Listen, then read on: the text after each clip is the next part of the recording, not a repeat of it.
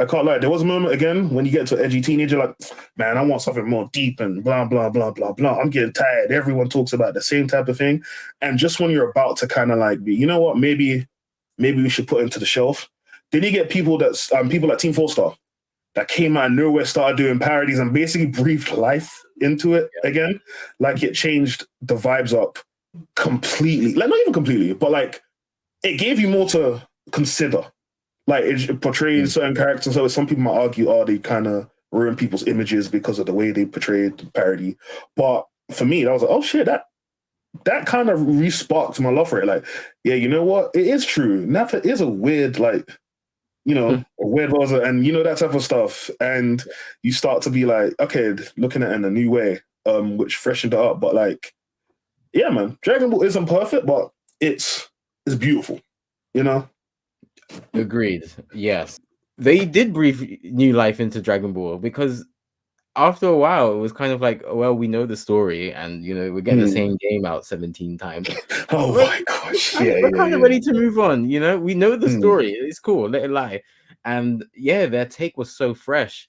There are always going to be people who hate on that kind of stuff, whether it's Toei for, I would say, good reason, or it's like, but no, you know, personally, I'm fine with it. But obviously, as a business, yeah, like, what are you doing with my brand? Yeah, you're misconstruing. Like, I get it, but it's good content. It was entertaining. They made it very clear it's a parody. It's not meant to be taken like canon. And ironically, what I felt like they did is they made a 2D series in Dragon Ball 3D because they gave so much more character to these characters. Like Gotink's referring to Nappa as Uncle Nappa. He would do that. You know, because think about, you know, your friends or your parents, you would refer to them as auntie.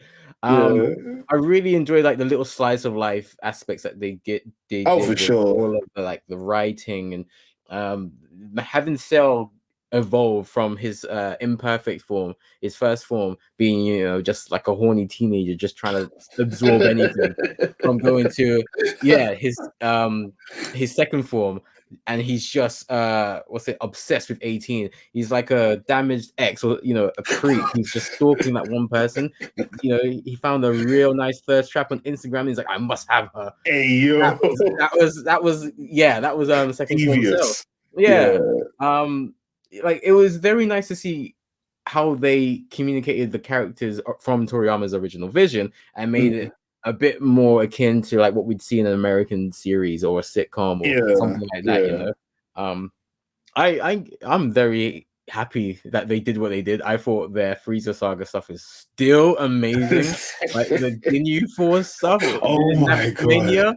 That was amazing. Your Space Australia. Oh my god. yeah. Yeah. Honestly, and like those guys are so good. Like I hope they do some actual, you know, work with other series because they're really good at writing and all of that stuff, direction. Like the whole they have a running gag, and like Frieza is running down a Namekian village, and he's like counting how many times he's heard certain lines before, and and then one Namekian goes, "Well, I'm gonna fuck your face," and then Frieza goes, "Oh my, 12." Like, oh shit, yeah. Oh man. Let's go build up to Goku goes, "I'm gonna deck you in the snuzz," and Frieza goes, "That's a new one." And like the first time he says that line, I'm not even realizing that they're doing, you know, they're wrapping up that entire running gag. Like it's just oh, that's a new one. Who the hell are you? But then yeah, like I give it a few seconds, and it's like, oh my god, they're actually doing all of these weird one-liners he's heard before. This is the one he's not heard before, and it is a hyperactive version of what Toriyama wrote those two characters to be. Goku and Frieza were meant to be the antithesis of each other. Where Goku is, you know, the loving guy who's never going to put himself first. He just loves to fight for the sake of fighting. And Frieza is just this maniacal liar. He's slimy. He will put himself first for anything. He'd kill his own dad if he could. You know, it's just, that was perfect, and that's cinema. That is cinema. Yeah, fam. You just reminded me while we're talking about T4 Star. There was also another parody you used to watch. I think the guy's named Weekly Tube Show. So here's the thing, right? Growing up, I want to ask you a question because this is So Piccolo, did you consider him Mandem? Because I can't lie, I did. I did. You know, growing up, you're trying to see things in yourself, but you saw Piccolo, stoic man. Yeah, he's one of us. And it was really funny because I didn't realize until about a few years ago that I wasn't the only one that felt that way. Like, people independent of each other were like, yeah, no, Piccolo's man, Piccolo's. And I'm just like, that's a crazy phenomenon. And like, if I could, I would dedicate so much time to researching that. Like, what made you think that way? What made you think that way? I'm guessing you did. Did you?